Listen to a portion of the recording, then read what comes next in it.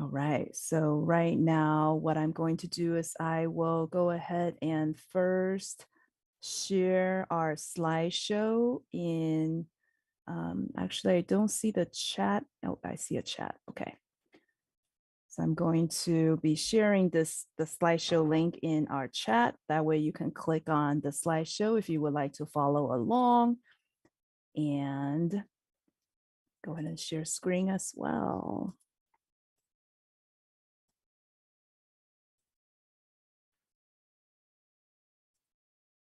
All right, so our purpose tonight is we're going to be explaining our middle school program. As I said earlier, we are going to be converting from a junior high to middle school, adding a sixth grade level next year. We're really, really excited about that.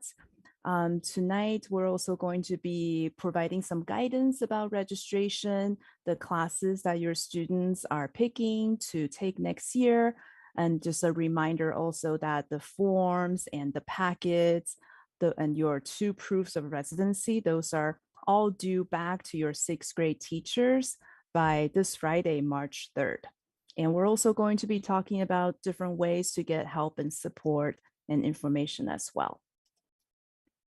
All right, so just looking ahead, making sure that you know and that you're marking on the calendar that in August, we will be sending out a newsletter to all of you through email, and that will contain all of the forms and the information needed for May's Day and the back to school night. And the forms will be mailed out to you as well. So we have our web day. That's really important. That's on August 8th. From 12:30 to 2:30 will be for our incoming seventh graders. WEB stands for Where Everyone Belongs. It's a really important program where our student leaders in the eighth grade, they are going to be designing and leading fun activities so that students get a chance to connect with each other before school starts and make new friends, and also get to walk around the campus so that they can see where their classes could be located. We also have our May's Day, and that specific time right there is for our seventh graders. And that's the day when students get to pick up their schedules, they take their ID pictures, get more school forms that are important for the rest of the year. They can sign up for their ASB card that will give them discounts to come to our social. That's our fun evening activities. That's a blend of dance, games, and music. And they'll also get a chance to buy Hopkins swag, so clothing, any Hopkins caps, so different things that our PFA will sell that day as well. And the first day of school, that's also super important, will be August 16th. All right, so we are your administration team. We're really excited to be welcoming our second assistant principal next year, and that will be announced very soon. But I included our contact information right there so that you can contact us if you have any questions that we're not able to answer tonight. In addition to, of course, who you see right here, we also have our counselors who are a really important support for our students. Our seventh grade counselor next year will be Ms. Kim. Her contact information is right there. And you also have the eighth grade counselor information, Ms. Moore, and sixth grade counselor will be announcing that soon as well.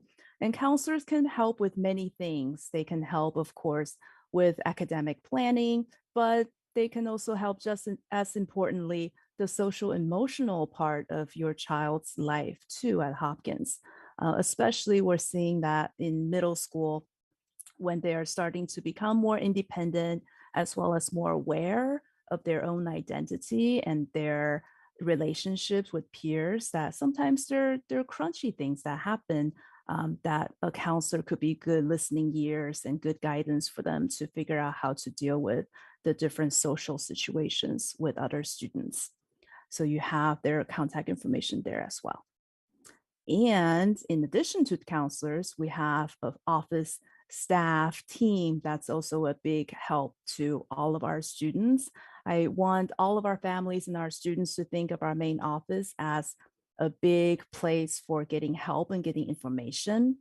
We have our secretary, Mrs. Espacio. She's there to answer any questions about ASB cards and any questions about donations for our school and updating our school calendar. If you have any questions about registration forms, transcripts, ID cards, report cards, our registrar, Ms. Loeb, is the person to go to. Attendance and COVID reports, that will be Ms. Young. We also have our campus supervisor that's there to help direct traffic in the morning, helping make sure that the students and the staff are both safe. And he is very active walking around throughout the day as an extra set of eyes for our campus. Ms. Ruella is another office assistant. And we also have a part-time nurse, Ms. Marcia. She's there to help with medical records, medications that need to be kept on campus, and also any health situations that maybe happen unexpectedly. Right. And one other big group of support for our families would be our Parent Faculty Association. If it takes a village to raise a child, I really like this quote and believe deeply that it does take a village. Teenage years are not easy, and there's no manual, right, that comes with every child, and every child is so different. It takes a village to raise a child, but then it also takes a village to support every child's parents. So think of the Parent Faculty Association as all of our village. You are automatically a member of the PFA, the Parent Faculty Association, just by being a parent or a guardian at Hopkins. And they do a lot of different activities to support the school and our students. They raise money so that we are able to purchase materials and resources in addition to what the district provides us. And they also help with helping us gather volunteers too, with traffic control in the morning and afternoon, and also with our different events that take place. Social, for example, is a big event that our PFA helps to make happen. And our 8th grade promotion, they play a huge part in organizing that event.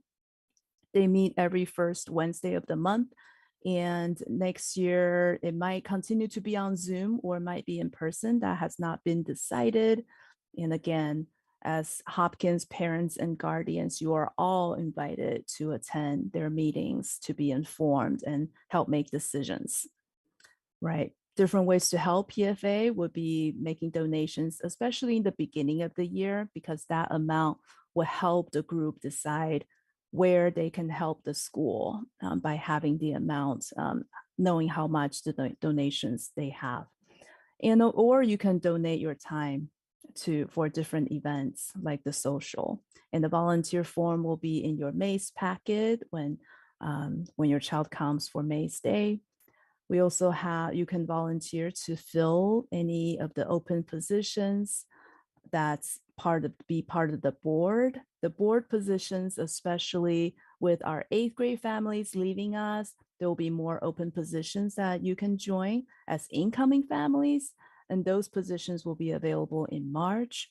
Once I receive that information from our president, Ms. Pratika Gupta, I will be forwarding that to the elementary school principals to help spread the word to you all so that if you're interested, you can also apply for these open positions. And the website link is right there so that you can click on to just see more about what they do and what they have done already this year. Another group, especially for our Mandarin Immersion program families, is the Chinese Immersion Parent Council of Fremont. So this is a group that supports our Mandarin Immersion students from elementary all the way to high school. And they have already been funding classroom purchases, library book purchases, and also help organize our cultural celebrations like the Lunar New Year picture that you see here. That would not be possible without the group's support. They also meet monthly, and the location and the dates are to be determined for next year. And the website for that group is right here for you to take a look as well. If you might already be part of it because you're coming from elementary school Mandarin Immersion program. All right, I will hand the mic now over to our Mrs. Moore to go over registration. All right, so I'll walk you through the registration process. I did this yesterday, but for immersion, there is some differences. So we'll look at the form. I'll talk to you about signing up for honors classes. We have both science honors and English honors. We'll look at the accelerated math guidelines for the math pathways, and then the possible ranking of elective choices. And we'll get to that soon. So the next slide. So for dual immersion students, your students, like all students at Hopkins, will be taking 6 classes. Every student will be taking English, math, science, and PE. Those are all taught in English. And then the immersion classes, there'll be 2. There'll be the world history class, as well as the language arts class. So the history and language arts class, those are the immersion classes. So they're either taught in Spanish or Mandarin. The language arts class is the elective. So all students are required to take English, math, science, PE, history, and then 1 elective. For our dual immersion students, they do have an option to take a 0 period, and I'll show you what that looks like. By taking a 0 period, this will allow your student to take a second elective, for example, art, band, leadership, or film. So this is a sample bell schedule without the 0 period. This is what the majority of our students have. So they always start at 8:15 and they end at 2:27. For a 0 period class, however, on the next slide, you'll see that class starts at 7:25. So again, by taking that 0 period, that's going to allow your student to have the second elective class. So 0 period, it might be a PE class, it might be a math class, it could be an English class. I don't know what class it'll be yet because we haven't created the schedule. But again, by doing the 0 period, it will give your student 7 classes instead of 6. And that 7th class will be a second elective. So this is the registration form that we went through yesterday. If you were with us, if not, I'll walk you through it again. This is the form that is due on Friday with all of your proofs of residency and vaccinations. On this form, you're going to be indicating which English class, science class, math class, and electives if you're opting for the 0 period. There's a portion on there that will be completed by your 6th grade teacher, and then your 6th grade teachers will be forwarding these forms to us probably sometime next week. So we'll go to the next slide. So for the honors English and honors science, you'll be indicating if you want your child to be in honors English or honors science. And there are 2 ways for your child to meet the district's criteria. Either your child is GATE identified in math or English, or they have earned A's or B's all throughout 6th grade. For English, they have to earn all A's or B's in reading and writing, all 3 trimesters. And for honors science, they have to earn all A's or B's in reading, writing, and math, all 3 trimesters in 6th grade. If your school uses a number system instead of a letter system, then we look for 4s or 3s. And we try to stress to everybody, just because your child qualifies for honors does not mean they have to take honors. So it's a choice that as a family you make. The classes, the non-honors, those are called college prep. So we have college prep or honors classes, only for English and science. And then the next slide. This is regarding math. So for math, there is an accelerated math class that you can indicate on the green form that you're interested in. For accelerated math, the district does not look at grades and they do not look at GATE identification. The only thing we're looking at is your students' iReady scores in 6th grade. So in the fall, they took a test, and in the winter, they took a test. And so I've indicated the scores that your child needed to score in order to be eligible. So in the fall, a 495 or higher, and in the winter, a 514 or higher. And there's a practice assessment that if your child does meet the qualifications and you're thinking about doing it, there's a practice assessment you can give your child, and we'll talk more about that on the next page. So for math, there are 3 levels of math in 7th grade. We have a Math Essentials, that's a remedial course. That one you cannot sign up for. This one, your child will be placed depending on your student's math level. So any student who is 2 grade levels or lower than their grade level will be placed in the Math Essentials. Then we have the grade level class, the CC2. Right now, all 6th graders are taking CC1. So in 7th grade, they go to CC2. And then the accelerated one is the CC2/CC3. So accelerated means you are doing more math in a shorter amount of time. It's the same math that the regular pathway student will take, but in 7th grade, a regular pathway student will do CC2 for the whole year, whereas in accelerated, they'll do all of CC2 in the first semester. And then the second semester, they'll move on to CC3. So on this slide, there's a link that will direct you to that practice test I was telling you about. You all should have received a letter from the district back in December. If you scroll to the second page, you will see where Ms. Quay is pointing out, there's a sample math placement test that you can give your child. The answer key is provided as well. And this letter will tell you, don't let them use a calculator, don't give them any assistance, give them like a time, to complete the test. And then it will also tell you what the recommended score is. So if your student scores well, according to this letter, then he or she may be a good candidate for accelerated. If your child does not score well, then I would seriously consider not putting your child in there, even if they got the iReady score.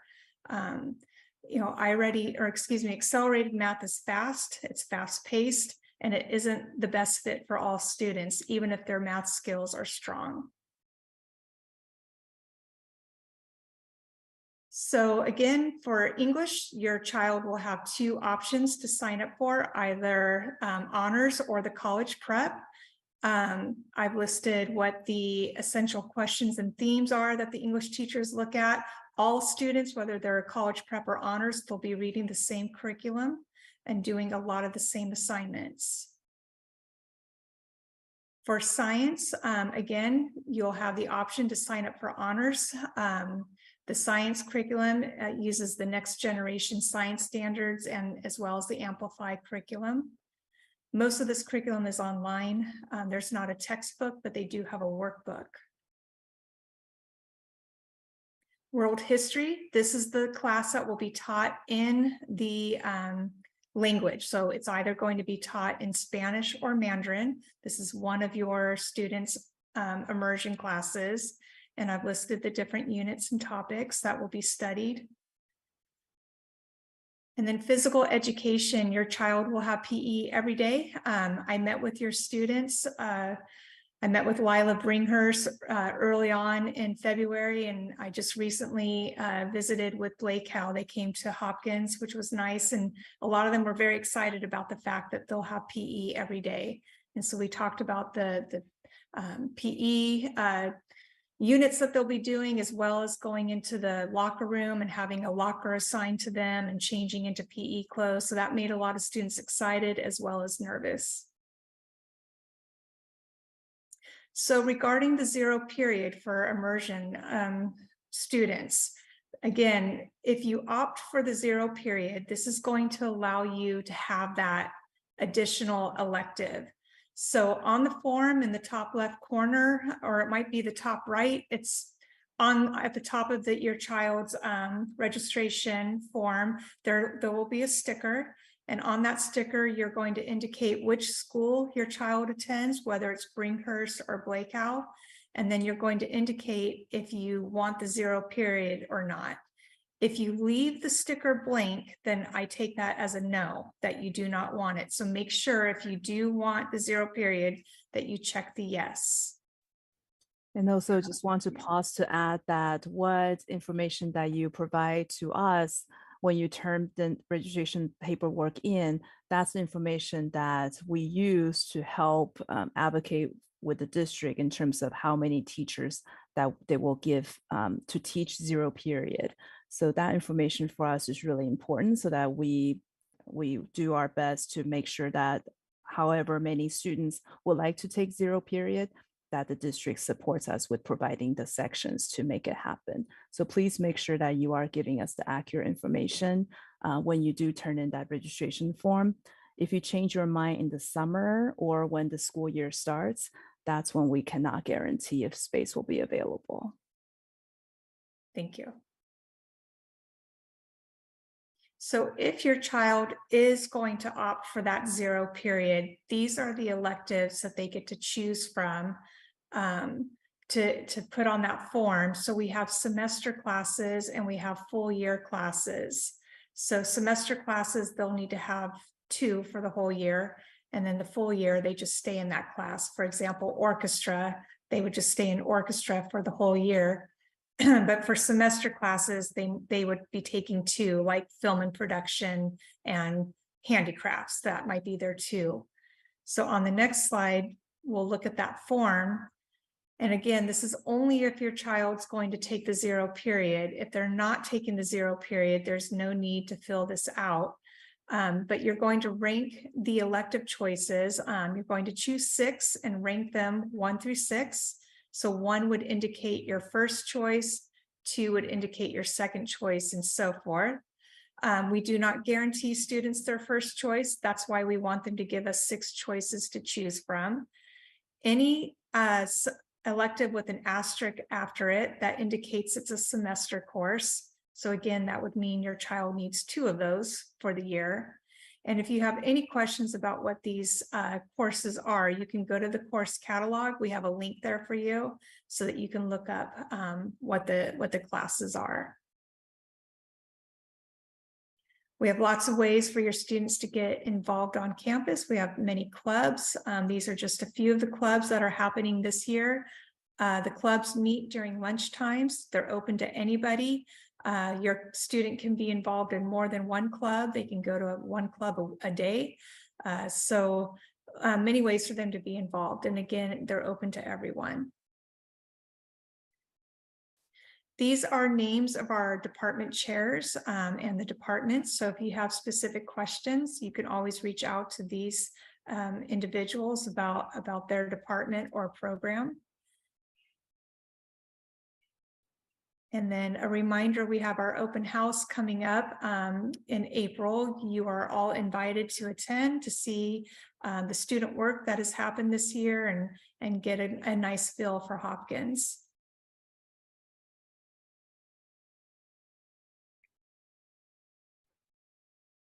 All right, so we have some time for Q&A, but I also want to just make sure that everyone knows on the very last slide, we have a really, really cool virtual campus tour video. It's about 4 to 5 minutes long, where our students, our film students, the current film students from Hopkins, they put together this tour to show you the cool places and different ways to get support and what the classes are like around Hopkins. So this is a video that you could also watch. And if we have time later, if we are able to answer all the questions, we can also share that toward the end of this presentation too. But right now it's time for questions and answer. If you do have questions, please put it in the Q&A. So I'll go ahead and start with a question regarding a student who has an IEP, and I thank you for bringing this up because this is important. And so because the dual immersion is 2 periods, they have to have that history and that language arts. Any student who requires core support or resource, they have to take the 0 period. There's no way around it. So a student who requires resource, we call it core support. That's what we call it at Hopkins, but it's the same thing as resource. They have to have the 0 period in order to have both programs. So in order to receive special ed services as well as the dual immersion, you do need to indicate a 0 period. There's just no other way around that. I hope that answers your question. And thank you for asking. All right, there are questions about after school supervision and programs available. So I'll just answer that so everyone knows that our library is open until 4:30 every day, including Friday. And this is where students can go after school. There are Chromebooks available in the library. They can read, they can work in small groups. We also have after school team sports. We have basketball and volleyball for girls team and also boys team. So that happens. We have one sport each season that's available for students to try out to join next year. And they have practices usually every day as well. And then when they don't have practices, they either have home games or they have away games with the other middle school programs. And we try to work with local organizations to bring more after school programs as well. This year, for example, we work with San Jose Art Museum to have their art educator come on campus to have after school art sessions for students, because we know that art is not something that maybe a lot of students could get to enjoy as one of their electives, but a lot of our students are into art, and it's a great way for social emotional learning as well. So we're looking to continue that partnership next year, is to have that art session after school. So I'll answer a couple questions. One, there's a question about free lunch next year. As far as we know, both breakfast and lunch will be free next year. We haven't heard otherwise. If that changes, we'll certainly let you know, but we anticipate lunch will be free. And then another question had to do with grades and teacher recommendation for accelerated math. We will not be looking at grades or teacher recommendation. We are going to follow the district criteria and only look at the iReady scores. So that is the only way that a student will be eligible for accelerated math, is the iReady scores from either the fall or winter.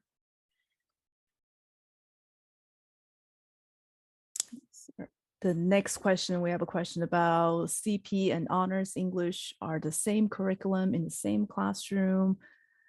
So the difference between CP and honors English is that they are the honors English, the students who are choosing that pathway, they are receiving more challenging tasks to complete and sometimes additional books to read too.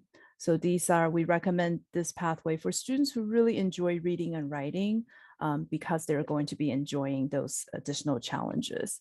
But at the same time, they're in the same classroom because as a school, we also believe in the benefit of heterogeneous classrooms where students bring in different perspectives.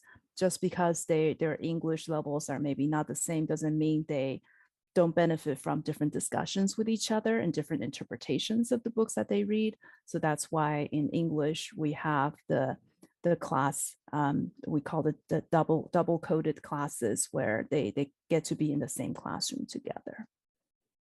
Okay, there's a question regarding, somebody said they didn't attend yesterday, so they came today, but they're not familiar with what the immersion program is. If you want to learn about the immersion program, I recommend you go to the district's website and search dual immersion, and you'll see the overview. This is not a program that you can just jump into or sign up for. Most of these students have been in this program since kindergarten. That doesn't mean all of them have.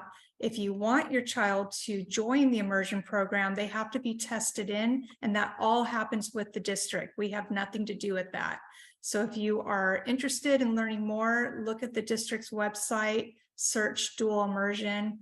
And then if you want your child to be tested to see if they qualify, you would follow the directions that's listed on the district's website.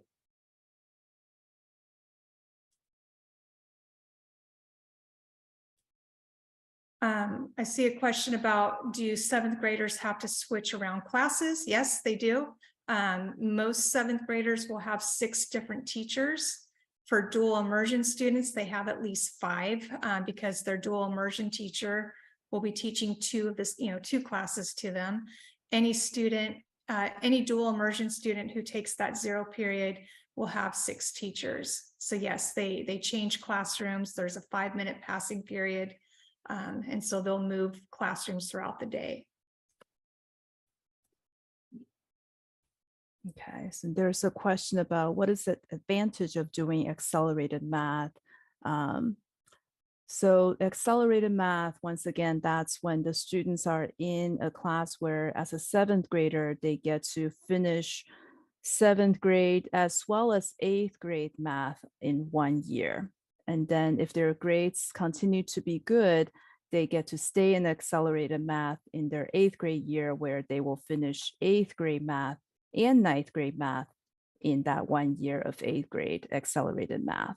So the advantage is for students who really enjoy math and they usually learn math pretty quickly. They get the concepts, they're able to also think more deeply in terms of math, and they're not going to be overwhelmed. And they may be bored if the speed is too slow. So that's the advantage for our students. Again, if they're iReady math scores qualify them for accelerated math, and they also enjoyed just that fast speed class pacing, that would be a class for that type of students. There's a question about joining a sports team every season. So we do have 2 after school. We have 2 different types of teams that all take place after school. We have both boys and girls basketball and boys and girls volleyball. So we have 1 team per season. So a student would not be able to join every season. They'd be on one team or the other. They'd have to try out to make the team. And then if they make the team, then they would go to the practices and the games. There's eight games per season. So a student will have the opportunity to possibly be on both the basketball and volleyball team. The order, it's usually first quarter is girls volleyball, second quarter is boys basketball, third quarter girls basketball. That's what we're in right now. And then fourth quarter is boys volleyball. There's a question about the difference between honors and college prep. College prep is grade level, and honors will be more challenging work beyond grade level. There's a question, how many teachers are for the dual immersion program? If I understand your question correctly, like how many teachers will your child have? Your child could potentially have up to 2 different dual immersion teachers because there's 2 dual immersion classes. Generally speaking, it's usually the same teacher, but it's, anything could happen with schedule making. So your child could have up to 2 different dual immersion. There's a question about how do students enroll in CP or honors?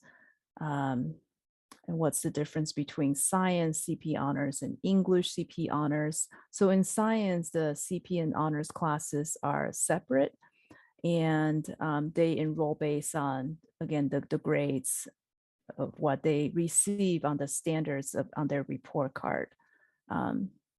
And Mrs. Moore, do you want to talk specifically about the scores they have to for science and English? Yeah, so to be eligible for honors, science, or English, we look at one of 2 things. Either your child is gate identified, or we look at the grades, and it's on the slide, so you can go back and look at it.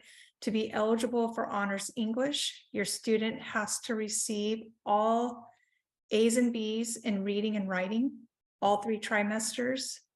And to be eligible for honors science, your child has to have all A's and B's in reading, writing, and math, all 3 trimesters. And then again, if your school uses a number system, we would look at 3s and 4s. The next question is about second elective, if that is exclusively for dual immersion students or any child can opt in. And the answer is the zero period is only available for dual immersion students in the 6th and 7th grade level. And 8th grade. And 8th grade, right, that's And right. just to clarify, there is one other group of students. It's that this is board approved. This is not something that we as a school decide. So the board approved 2 different groups of students to have the zero period. One is our immersion students, whether they are 6th, 7th, or 8th graders. The other group are the 8th grade advanced orchestra students. So any 8th grade advanced orchestra student also has the option of a zero period. All other students do not have access to the zero period. It's just those 2 groups.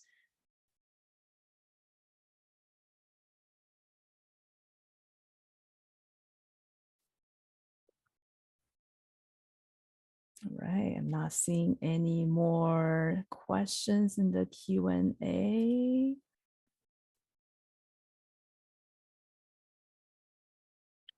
Oh, I'm sorry, I'm reading there's a thing in the, you're welcome. The person's thanking us for doing this. We did do these, we've done these every year that I know of, because I've been at Hopkins since immersion program started. So it's possible you just didn't get the invite or something, because we have done this every year, but I'm glad you were able to attend today's meeting for your child that's coming in. Let's see. So the next question is, are there other advantages of accelerated math? I don't know if the underlying question is about whether this helps with college. We just want to make sure that families understand that colleges, they don't look at the middle school transcripts. If you go back to our slide, there's a link to the district math pathway so that you can see how taking accelerated math in middle school could lead to different types of math classes in high school. But those math classes are still also available as options for students who are not in accelerated math as well.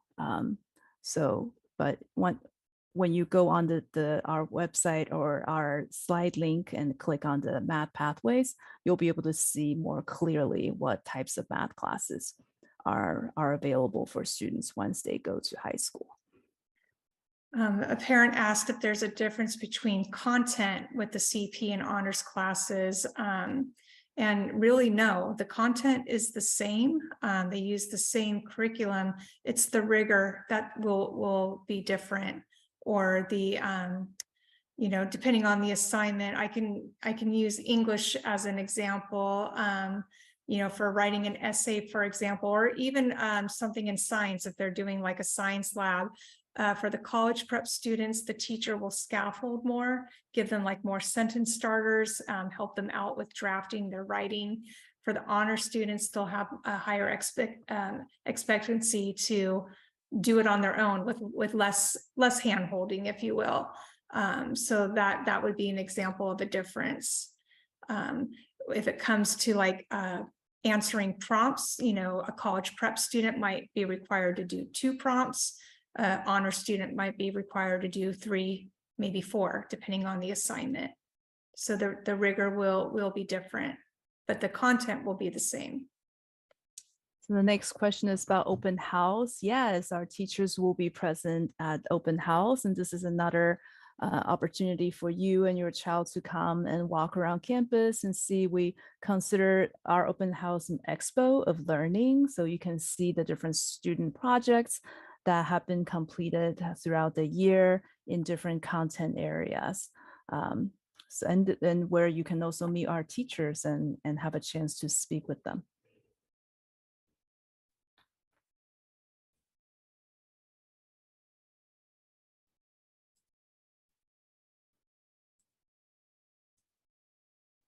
You're welcome.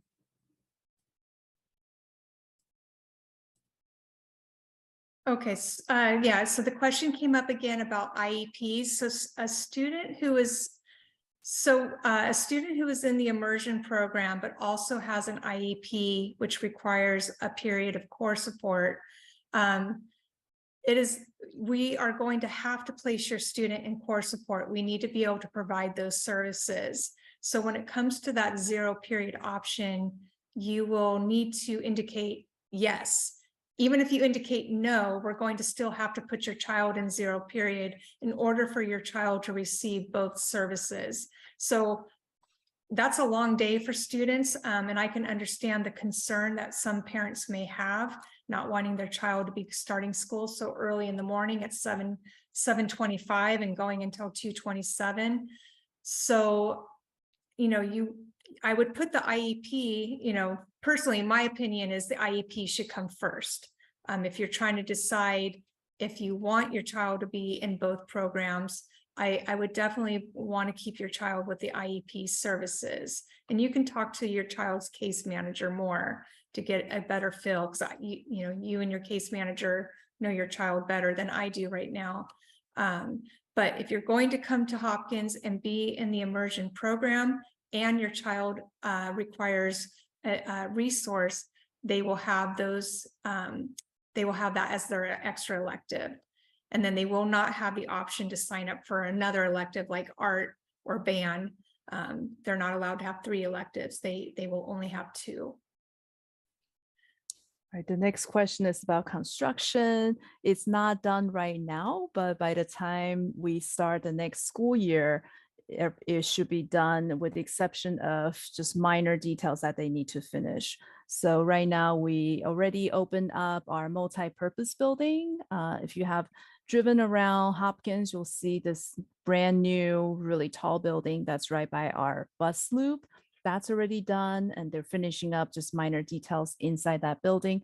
But we have already used that building to house multiple concerts, drama production, and our PE classes take place inside that space too. It truly is a multiple use space.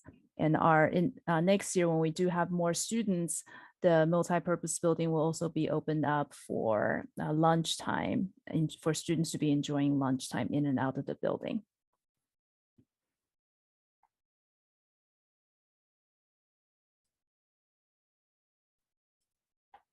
We used to have tennis courts. The tennis courts are now the J building. So we lost our tennis courts when construction happened. And the J building houses 10 new classrooms. That will be done around mid-June.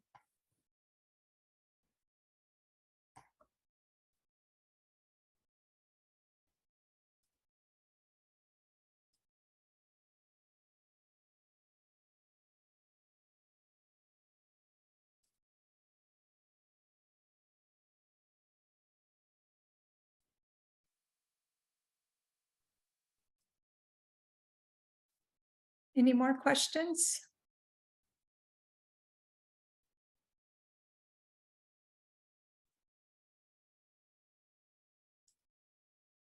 Ms. Quay, when will the the recordings be posted on our website? I know they are being recorded and they will be posted. Do you have a date? Yeah, it's as soon as tomorrow. So on our website, when you click on our registration link, you will be able to see already yesterday's recording. It's already posted. Yeah.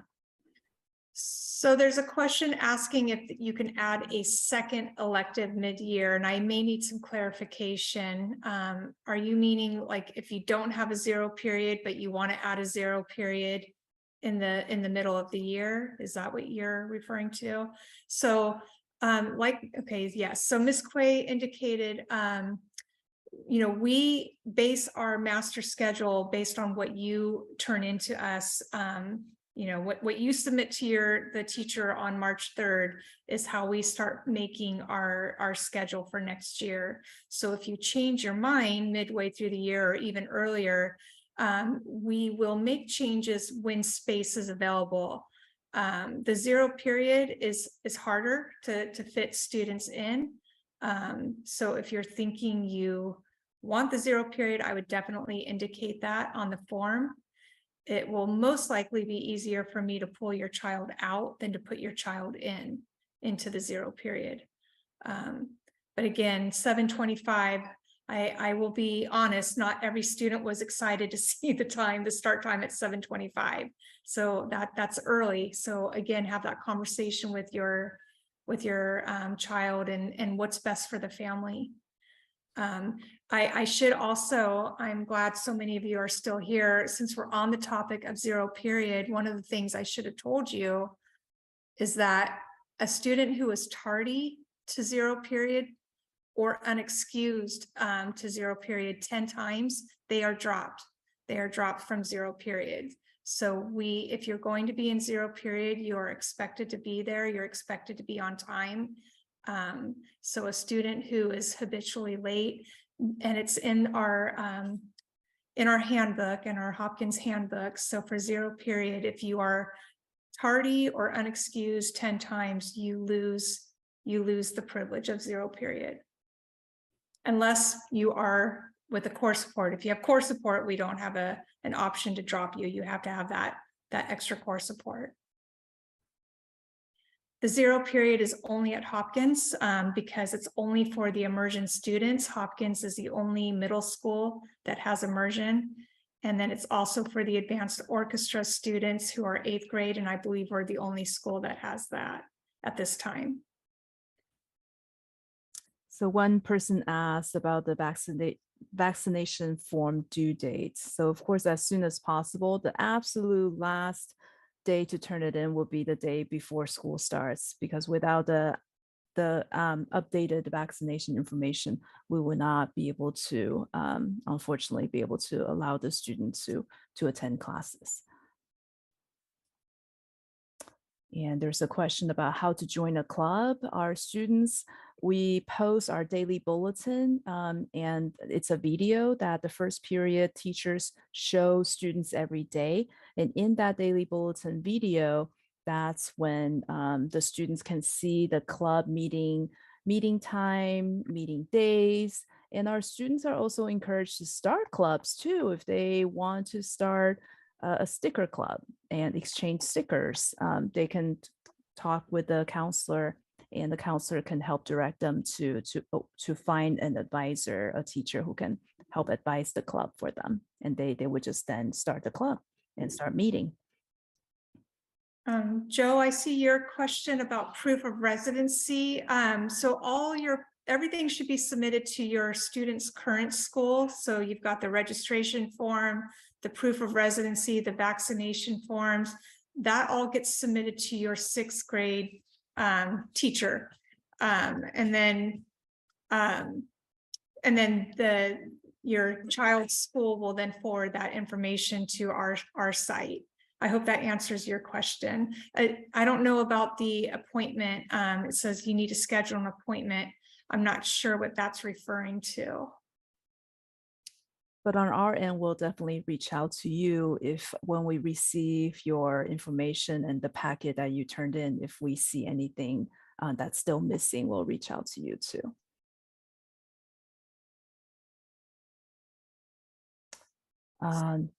So regarding the club, if a student is wanting to create a club, it's pretty easy to do it. The first and foremost is they have to make it inclusive for all students. It can't be exclusive. And then they have to find a teacher who is willing to supervise during lunchtime. So that teacher will host the club meetings in their classroom. And then from there, we can, guide the student on what to do.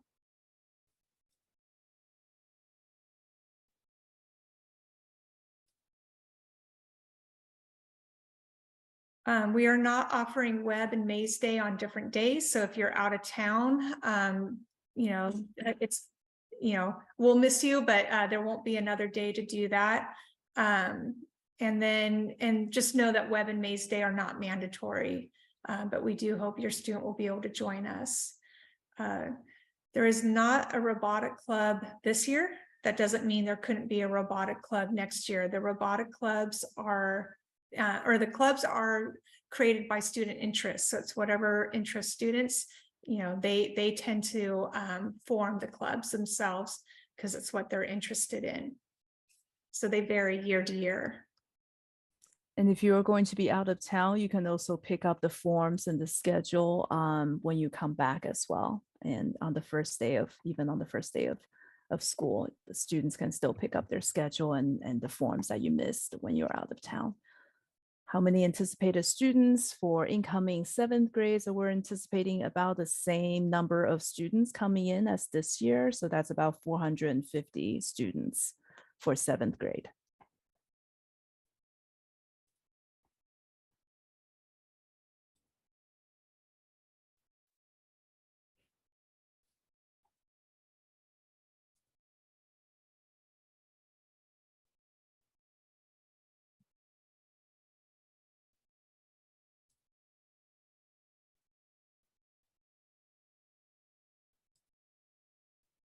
Right, we'll wait a little while in case you still have questions. Again, feel free to put it in Q&A. And I want to encourage everyone to take a moment to watch again the virtual tour of Hopkins. It is really impressive to see middle school students putting together a video like that. And you get to see what our students are like too. They're pretty funny and joyous. So I want to encourage you to watch that video. And hopefully you can join us too at open house so you can see the different projects that our students have done throughout the year in different content areas. Thank you for joining us. If you don't have any more questions, enjoy the rest of your night. We know that you all have had a long day as well. I think I see a question. It's asking about the student-teacher ratio. So the class sizes vary depending on the course. A class can be, most classes are around 33 students. Some can go up to 45. Music class can go up to 65. The PE classes can go up to 45. Classes that are remedial, like for example, the math essentials class, we keep those much smaller so that the student can have more one-to-one. So I think our current essentials class is maybe around, I want to say about between 12 and 15 students. So it's smaller. The resource classes are even smaller. They can be at like 8 or lower. So it just depends on the course, but I would say an average would be 33.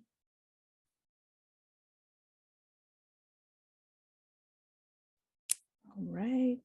You're welcome. Thank you so much. It's 7:30 right now. Again, please enjoy the rest of your night and please also continue to reach out to us. We're happy to answer any additional questions that maybe come up after tonight. We're here to support and we can't wait to be welcoming your students and also all of you to Hopkins next year. We're looking forward to that. Thank you, everyone. Thank you. Have a good night. All right, good night, everyone.